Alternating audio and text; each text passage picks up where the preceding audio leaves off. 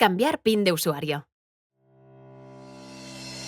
En este vídeo aprenderemos cómo cambiar el PIN del usuario en nuestro robot. Desde la pantalla principal, buscamos el icono del usuario en la esquina inferior derecha y pulsamos.